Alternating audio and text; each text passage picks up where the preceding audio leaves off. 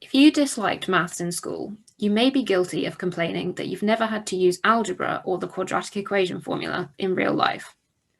People make these unoriginal comments all the time, but they fail to notice the truly important applications of maths in their day-to-day lives. Let's say, for example, that you want to make a playlist of Taylor Swift songs for a party you're hosting. The party starts at 8 p.m, but despite your excellent taste in music, you're actually quite a sad individual who wants to be in bed by 9:30. So the party has to end bang on 9, only an hour later.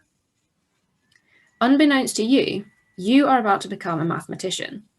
Because in order to make the best hour-long playlist, you must solve a fundamental well-known problem in maths called the 0-1 knapsack problem. Let's say you're going to rate each song out of 10 based on how much you like it. So you might rate Dear John a 7 out of 10, and each of Shake It Off and I Knew You Were Trouble a 4 out of 10. Crazy, I know, but roll with it. At this point, you run into a problem, because Dear John is actually twice as long as each of these other two songs. So you can accumulate a higher score by playing these one after the other, rather than just playing the longer song. And if you're not too familiar with maths, that's because 4 plus 4 is 8, which is bigger than 7. In the 0-1 knapsack problem, you want to accumulate the highest score possible over the whole playlist. So it might be better to play 2 shorter songs that you like a bit less than 1 longer song that you like more.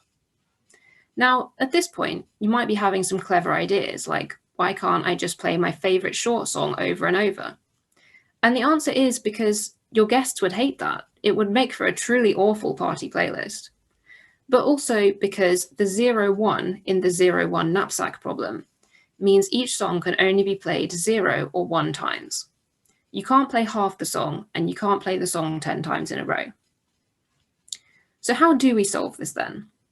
Well, unfortunately, I can't tell you that in a 3-minute talk. So next time you're making a playlist, I advise you turn to YouTube or your favorite maths lecture course for advice. But as you're doing so, you can remember that you're solving a well-known problem in maths. And this is something that you do all the time. The problem of choosing the best possible life partner is also a well-known mathematical problem, as is deciding what order to visit the shops when you go on a shopping spree. So no, maths is not just algebra and differentiation. And I hope in this talk I've given you some insight into the more pressing problems that maths can solve. Thank you.